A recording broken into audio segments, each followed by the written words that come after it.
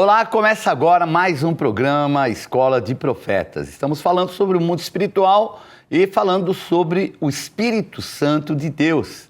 Então, falamos sobre o Espírito Santo de Deus no Antigo Testamento e hoje vamos falar sobre o Espírito Santo no Novo Testamento. Mas vá ligando, você pode inclusive participar conosco pelo nosso Instagram. Então você entra aí no nosso Instagram, tá aí, você pode inclusive dar a sua opinião, falar um pouco a respeito do nosso programa.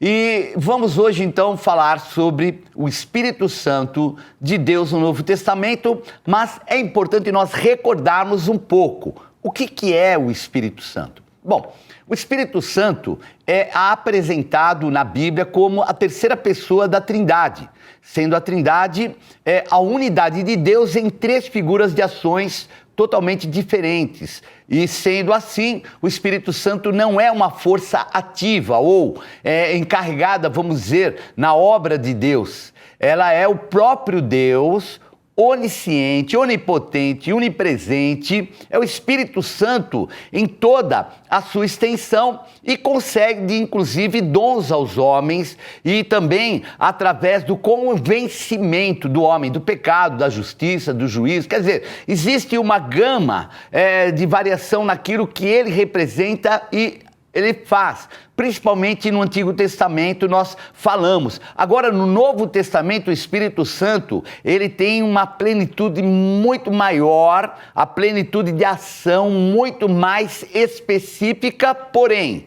mais global e trazendo inclusive a manifestação maior ainda do que o Antigo Testamento em termos de ação.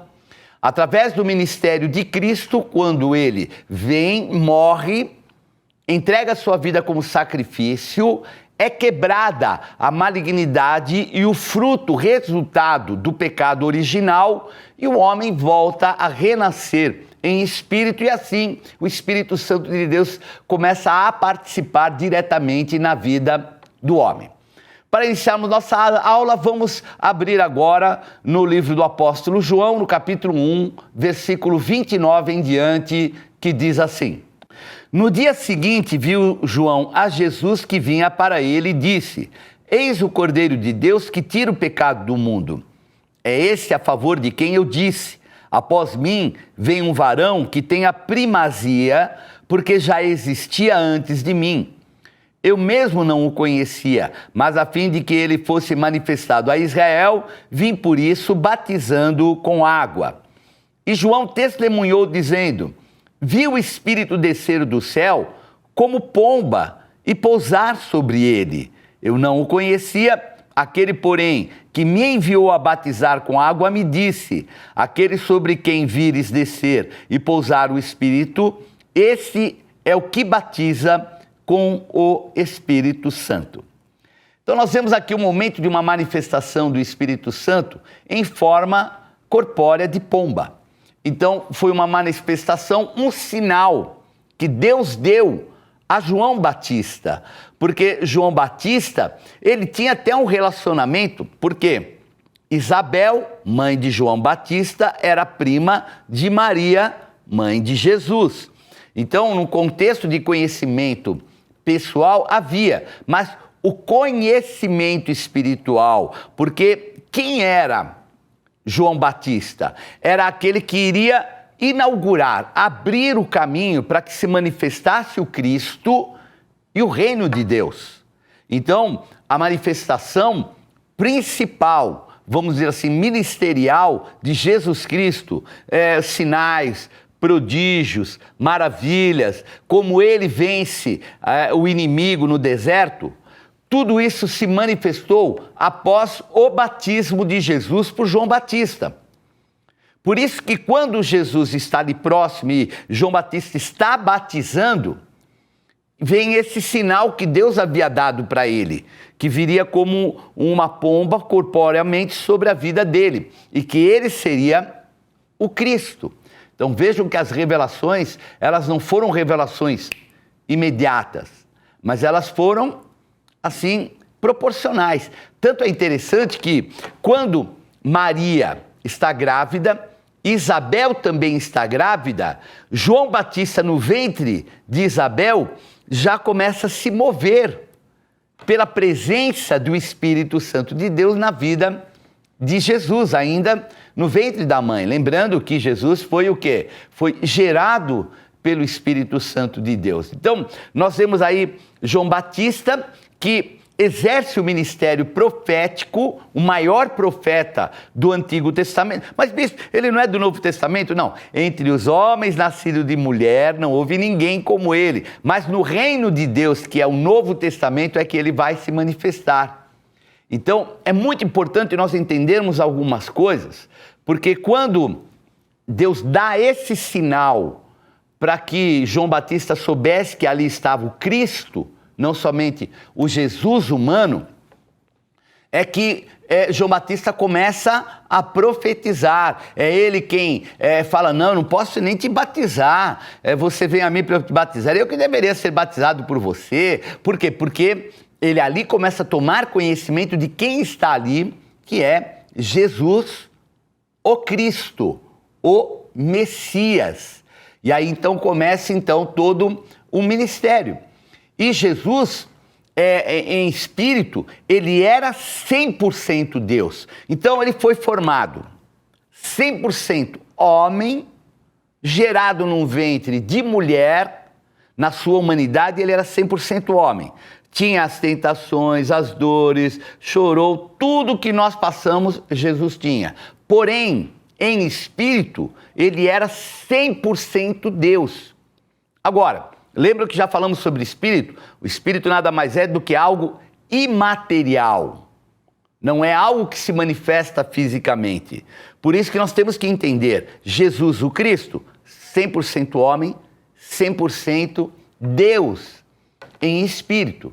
Então é muito importante e interessante a gente entender isso, porque até o sacrifício de Jesus por nós foi eficaz por causa da sua humanidade. Então é muito importante nós entendermos isso, correto? Então Jesus, sendo homem, para dar autoridade a todos nós e a delegação do Espírito Santo, é que ele vai o quê? Vencer o pecado através da sua condição humana. Vamos abrir agora Lucas 4, 16 a 19, que diz assim: indo para Nazaré, onde fora criado, entrou num sábado na sinagoga, segundo o seu costume, levantou-se para ler. Então lhe deram o livro do profeta Isaías, e abrindo o livro, achou o lugar onde estava escrito: o Espírito do Senhor está sobre mim, pelo que me ungiu para evangelizar os pobres, enviou-me para proclamar libertação aos cativos e restauração da vista aos cegos, para pôr em liberdade os oprimidos e apregoar o ano aceitável do Senhor. Então passou Jesus a dizer-lhes: hoje se cumpriu a escritura que acabais de ouvir. Então vejam que Jesus, ele vivia e convivia na região ali da Galiléia, Nazaré, toda aquela região, no dia a dia. Ele frequentava uma sinagoga com muitas outras pessoas. Quando ele esteve ainda criança, os sábios que estavam ali no templo ficaram surpresos com a maturidade e o conhecimento que ele tinha. Obviamente, atributos do Espírito Santo de Deus, mas ele era 100% homem. Um outro, até, vamos dizer assim, um comprobatório dessa verdade é que nem os irmãos dele criam que ele era o Cristo. Nós vamos raciocinar. Jesus começa o seu ministério aos 30 anos. Então ele tinha outros irmãos, ele era o mais velho. Então tinha Judas, Tadeu, tinha Tiago, que vai se tornar um apóstolo, e o José, quer dizer, eram vários irmãos. Os irmãos não criam que ele era o Cristo. Por quê? A manifestação da plenitude do Espírito Santo de Deus na vida dele veio no momento ministerial. Então, até aquele momento de convivência dentro do lar, Jesus era um ser humano normal. O que havia de diferença que, obviamente, devem ter notado? Que ele não se contaminava, que ele não pecava, que ele não tinha as características, vamos dizer assim, carnais, ou não desempenhava essas características carnais. Até aí, os outros irmãos talvez nem suspeitassem. Mas quando começou a se manifestar a plenitude do Espírito na vida dele, é o momento em que ele vence Satanás e as tentações, correto? Porque ali ele poderia ter até pecado, mas ele vence e ali começa o seu ministério em meio ao homem. E a manifestação de sinais, prodígios e maravilhas. Tanto é uma verdade que o primeiro milagre que Jesus faz é transformar água em vinho. É uma maravilha. Transformou duas substâncias completamente diferentes. Então isso era um dom que nós chamamos o dom de maravilha, algo excepcional, era um portento, era algo assim fora de qualquer tipo de manifestação, vamos dizer assim, física, humanamente falando.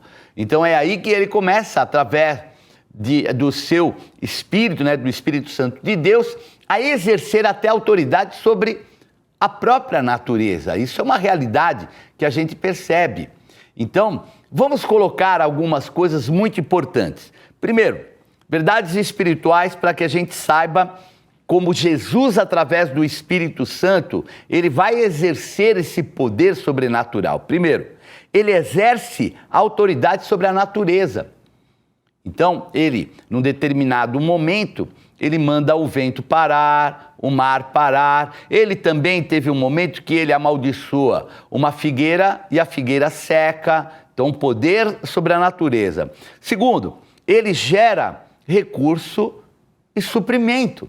Então, transformou água em vinho. Então, coisas que ele fez que eram realmente sobrenaturais. Terceiro lugar, ele também, através do Espírito Santo de Deus, ele vem e cura enfermidades através do Espírito Santo de Deus. E também, através do poder do Espírito Santo de Deus, em quarto lugar, ele expulsa demônios.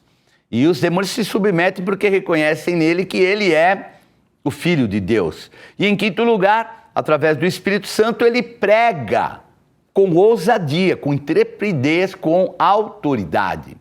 Então, é muito importante nós entendermos espiritualmente quem é Jesus. Eu quero chamar agora 3 passagens seguidas para nós montarmos um contexto muito sólido através do poder do Espírito Santo de Deus na vida de Jesus e no seu chamado, seu ministério. Vamos começar então com João 20, versículos 21 a 23, que diz assim: Disse-lhes, pois, Jesus outra vez: Paz seja convosco. Assim como o Pai me enviou, eu também vos envio. E havendo dito isto, soprou sobre eles e disse-lhes: Recebei o Espírito Santo. Se de alguns perdoardes os pecados, são-lhes perdoados. Se lhes retiverdes, são retidos. Vamos abrir agora Mateus capítulo 28, versículo 18 e 19, que diz assim: Jesus, aproximando-se, falou-lhes dizendo: Toda a autoridade me foi dada no céu e na terra. Ide, portanto, fazei discípulos de todas as nações, batizando-os em nome do Pai, e do Filho e do Espírito Santo. E Marcos 16, 15 a 18, que diz assim: E disse-lhes: Ide por todo o mundo e pregai o evangelho a toda criatura. Quem crer e for batizado será salvo. Quem, porém, não crer será condenado. Estes sinais hão de acompanhar aqueles que creem. Em meu nome expelirão demônios, falarão novas línguas, pegarão em serpentes, e se alguma coisa mortífera beberem, não lhes fará mal. Se impuserem as mãos sobre enfermos, eles ficarão curados. Então vejam bem, eu li essas 3 passagens bíblicas para nós percebermos o quanto esse poder do Espírito Santo de Deus se manifestava em Jesus Cristo. Então, primeiro, Jesus, ele morre, ressuscita, aparece aos discípulos e delega a autoridade aos apóstolos. Amém? Então, como igreja, e debaixo da cobertura da igreja, eles recebem esse poder e o envio do Espírito Santo, porque o Senhor fala, recebei o Espírito Santo, e soprou sobre eles. Ah, mas bispo, eu não consigo entender, o Espírito Santo já não habitava nas pessoas? Não, o Espírito Santo veio através de Jesus, ele foi gerado pelo Espírito Santo. Ele até usou João Batista, usou até alguns profetas e assim por diante. Mas aquilo que estava na vida dele, ele pôde delegar através do Espírito Santo. E ele sopra. Lembram que nós tivemos uma aula falando sobre o Espírito, que é a palavra pneuma? O sopro, o que enche. Então, o pneumáticos, nós vamos falar depois, são os dons espirituais. Então, ele sopra o Espírito e os discípulos recebem autoridade, poder. E a palavra poder é a palavra exousia do grego, que quer dizer poder de governo. É bem diferente do que o Espírito Santo de Deus vai trazer depois, quando ele é derramado, onde vem o batismo do Espírito Santo, vem a imersão, que é o derramar do Espírito Santo de uma forma muito maior, que lá em Atos 2. E o que ele foi delegado? Autoridade no mundo espiritual, para perdoar e reter pecados. Somente Deus tinha essa autoridade. Jesus assumiu essa autoridade e delegou essa autoridade, porque ele havia ressuscitado, iria para o Pai, seria glorificado, ficaria à direita do Pai intercedendo por nós, e no nome de Jesus nós recebemos esse poder e autoridade de reter e de perdoar pecados. Então vejam a extensão do que é o poder do Espírito Santo no Novo Testamento sobre a nossa vida. Vejam que no Antigo Testamento não traz menção do perdão do pecado original nesse contexto.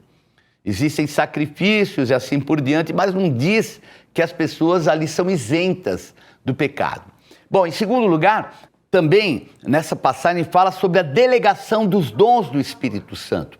Então, os dons do Espírito Santo são colocados sobre os apóstolos. Então, é delegado também aos homens os dons do Espírito Santo. E aquilo que os apóstolos receberam e que depois eles vão receber uma quantidade muito maior, é o derramar do Espírito Santo em Atos dos Apóstolos, isso depois vai se manifestar nos dons espirituais através da igreja e em todos os homens que recebessem o Espírito Santo.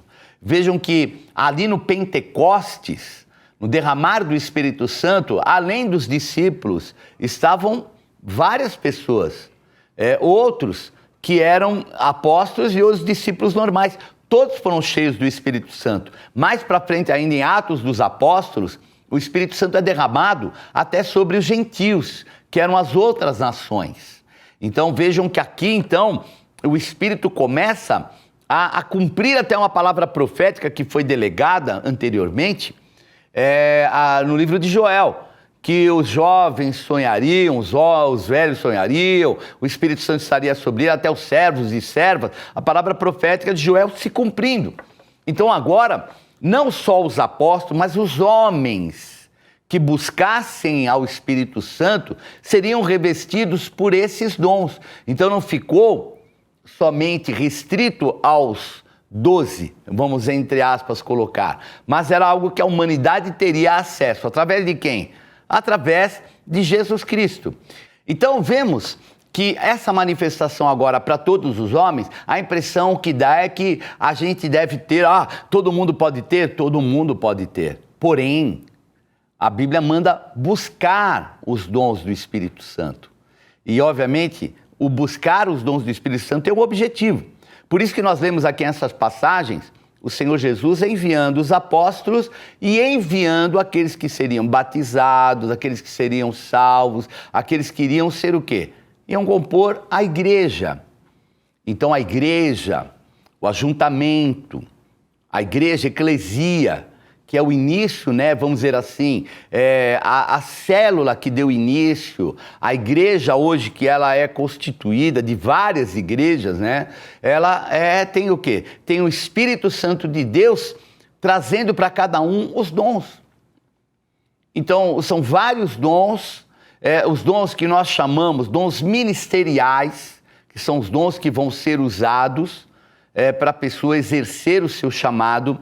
Existem os outros dons, são dons carismáticos, né, que são dons espirituais especiais. E existem outros dons também que são dons mais ministeriais.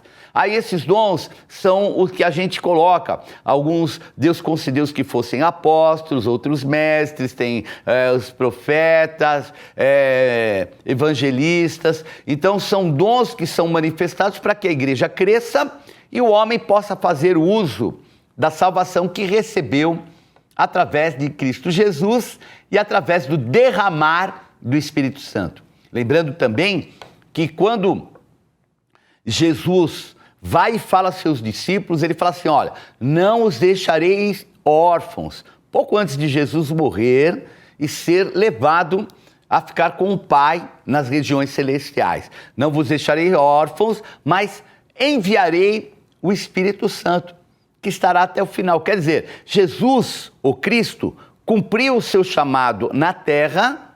Agora, quem é que vai dar continuidade? O Espírito Santo através da igreja, que somos nós. Então, é muito importante a gente ter consciência a respeito disso e como o próprio apóstolo Paulo fala, para nós buscarmos com zelo, com dedicação, os dons do Espírito. Então, quando buscamos com zelo, e manda buscar todos, então são praticamente, aqueles que nós chamamos carismáticos, são 9 dons. Os dons que são exercidos também de governo e assim por diante são 12. Então, são muitos dons espirituais que nós podemos buscar todos e recebermos todos, obviamente, segundo aquilo que é o nosso chamado, o nosso ministério. Bom, vamos encerrando então o nosso programa de hoje e na próxima aula nós vamos falar sobre a atuação do Espírito Santo de Deus. Fica aí um convite para você estar em uma das igrejas Renascer em Cristo. Eu te espero na Renascer Guarulhos, na Avenida Salgado Filho, 1412. E você pode estar também na Renascer Alto de Santana, na Avenida Água Fria, 1251. Ou então na Renascer Vila Galvão, também em Guarulhos, na Avenida Doutor Timóteo Penteado, 3193. E se preferir, pode estar também em Suzano. Renascer Suzano, Avenida 27 de Outubro, 198. Valeu, Deus te abençoe. Tchau, tchau.